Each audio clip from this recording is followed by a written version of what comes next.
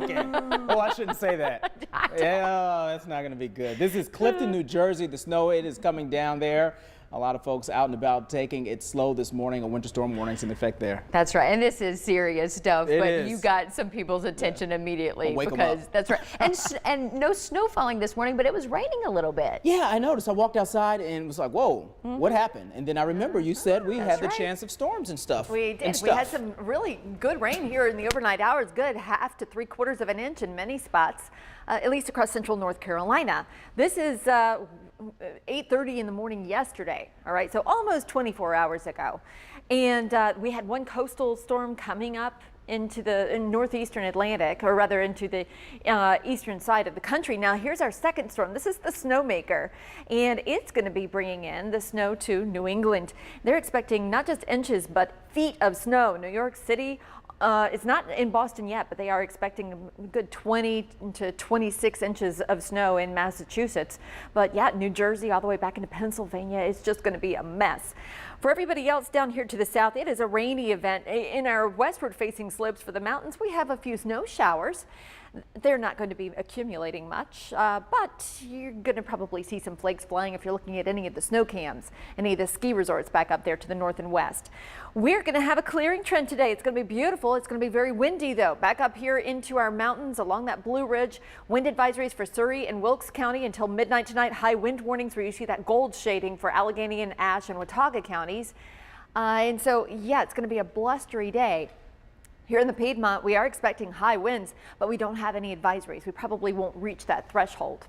Temperatures are currently in the low to mid 50s. They will be dropping before just very steadily, just gaining a degree or two into the afternoon. So we'll be dipping down to the low 40s by the end of the morning commute, and then only modestly warming up under sunny skies to the mid 40s. We take you to some breaking news we first brought you last night. We're now learning more information about a deadly crash involving a Winston-Salem police officer. That officer was helping a stranded driver on South Peacehaven Road and US 421 before things took a turn. Fox 8's Nick Sturdivant is live at the Winston-Salem Police Department with details. Nick, what have you learned? And good morning, Kerry. What basically started as a good deed by Officer Wozniak, helping the man stranded on the side of the road, ended up with that man getting killed. That officer stopping along US 421 southbound at the Peacehaven Road interchange to help out Marcus Hayes, whose car broke down at the time. Both were outside of their vehicles. The officer and Hayes were outside of their vehicle. When just before 8 o'clock, Officer Wozniak was walking back to his car when another car hit his patrol car, eventually hitting both Hayes and Hayes' vehicle. Hayes died at the scene. Right now, Winston-Salem police are in the early stages of that investigation. The man that hit Hayes in his vehicle, so far there are no charges. Back to you guys. All right, Nick Sturdivant, keep us posted if you learn anything new. Thank you much. Today, President Trump set to meet with Democratic leaders about the confirmation of his Supreme Court nominee. The White House says four senators plan to meet with the president to talk about the confirmation of Judge Neil Gorsuch. He will need help from Senate Democrats to gain the confirmation. Otherwise, Majority Leader Mitch McConnell would have to change Senate voting rules to push Gorsuch through. The president will also speak with several foreign leaders, including the president of Afghanistan today, as well as receive his intelligence briefing about national security issues. Another thing on the president's schedule today, the swearing in for Alabama Senator Jeff Sessions for U.S. Attorney General. The Senate confirmed Sessions last night after a heated battle on the Senate floor. A number of Democrats pushed to prevent his nomination. Senator Elizabeth Warren was even barred from speaking during the debates. The 52-47 vote was mostly along party lines, though one Democrat joined Republicans in backing Sessions. Reaction has been pouring in after the vote. North Carolina Senator Richard Burr released a statement, says in part, "I am pleased that the Senate has confirmed him as Attorney General, and I look forward to continuing the confirmation process so that the president's team can get to work on behalf of the American people." The North Carolina Democratic Party also released a statement in response to the confirmation. It says, in part, Jeff Sessions' record in the Senate, as well as his past actions and statements, raises very serious concerns about his ability and willingness to advocate for the basic rights of all Americans.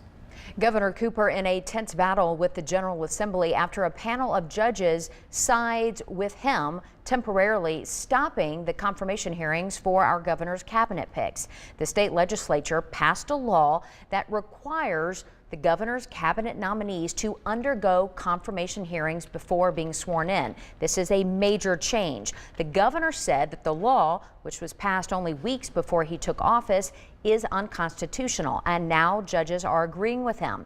But Republican lawmakers say the state constitution gives them the power to decide on these nominees.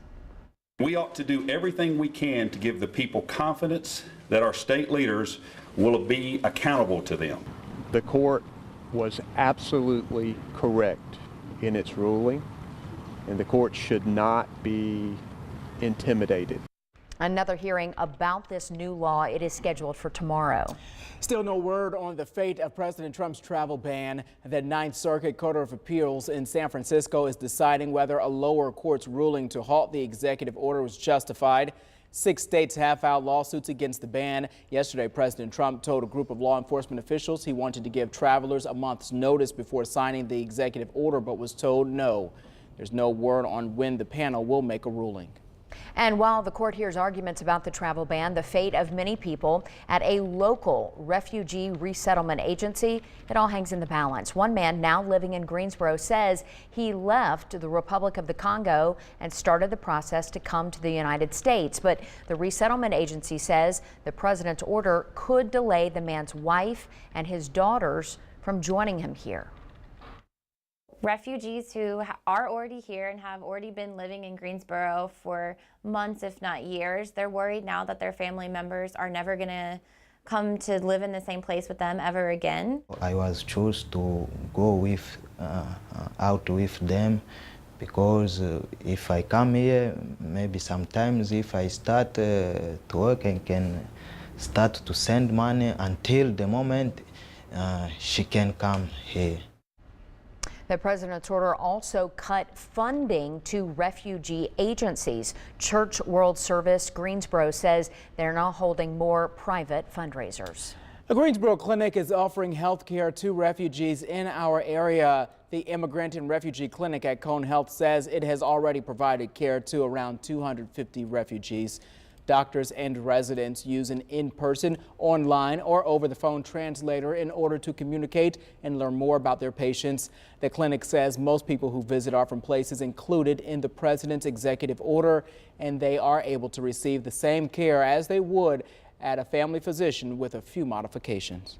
One of the things we do look for are any signs of psychiatric disease, psychiatric disorders.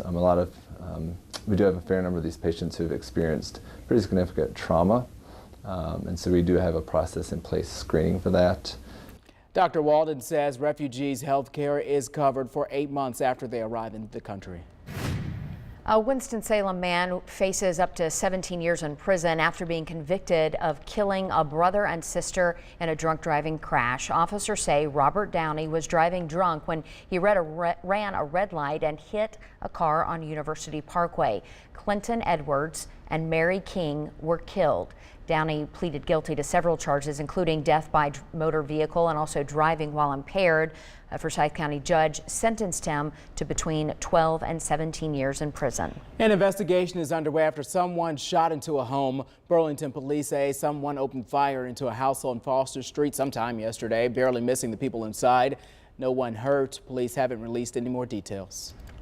Winston-Salem firefighters taking to the streets in their fight against kitchen fires. You're looking at some body camera footage from a kitchen fire last year. Firefighters tell us kitchen fires are the most common cause of house fires they respond to in Winston-Salem, and that's why they're visiting neighborhoods offering free stovetop fire suppressors.